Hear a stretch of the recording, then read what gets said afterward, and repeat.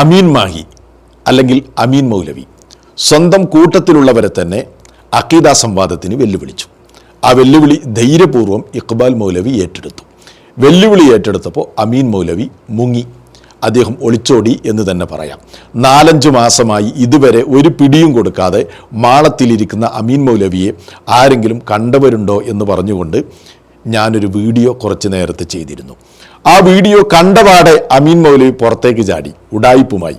എന്താണ് ഇയാൾ ചെയ്ത ഉഡായിപ്പ് എന്നറിയോ? ഫേസ്ബുക്കിൽ ഉടൻ ഒരു പോസ്റ്റ്. എന്താ പോസ്റ്റ്? വിസ്ഡം ഇസ്ലാമിക് ഓർഗനൈസേഷൻകാരൻ റഫീഖ് സലഫിയുടെ വെല്ലുവിളി വിനയത്തോടെ സ്വീകരിക്കുന്നു, അഖീദ ചർച്ചയ്ക്ക് തയ്യാർ, ഇൻഷാ അല്ലാ ആരെ വേണമെങ്കിലും കൂടെ കൂട്ടിക്കോ.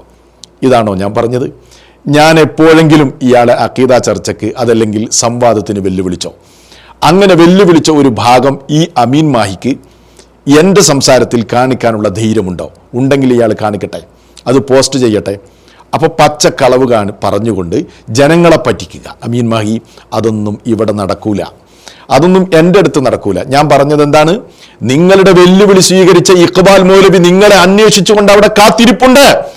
ആ ഇഖ്ബാൽ മൗലവിയുടെ ഫോൺ ബ്ലോക്ക് ചെയ്ത്, വാട്സപ്പ് ബ്ലോക്ക് ചെയ്ത്, ഫേസ്ബുക്ക് ബ്ലോക്ക് ചെയ്ത് മാളത്തിൽ ഒളിച്ചു കിടക്കുന്ന അമീൻ മൗലവി, നിങ്ങൾ ഈ ഉഡായിപ്പൊക്കെ അവസാനിപ്പിച്ച് ഇതിലെ തിരിഞ്ഞു കളിക്കാതെ വേഗം സംവാദത്തിന് ചെല്ലണം എന്നാണ് നിങ്ങളോട് എനിക്ക് പറയാനുള്ളത്.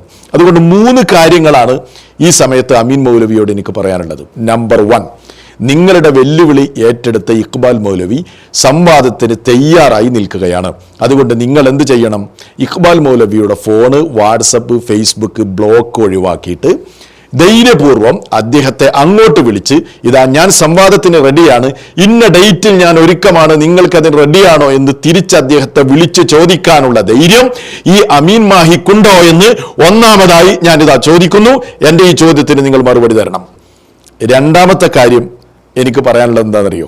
നിങ്ങളുടെ ഉസ്താദുമാരുടെ ഉസ്താദായ സുലൈമാൻ ഉസ്താദ് പറഞ്ഞൊരു കാര്യമുണ്ട്, അമീൻ മൗലവിയുമായി ഒരിക്കലും ചർച്ച ചെയ്യരുത് എന്ന്.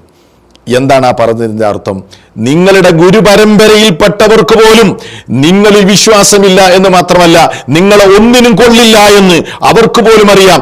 അവർ പോലും ചവറ്റുകൊട്ടയിലേക്ക് വലിച്ചെറിഞ്ഞ നിങ്ങളേറ്റാണോ ഞങ്ങൾ ചർച്ച ചെയ്യേണ്ടത്?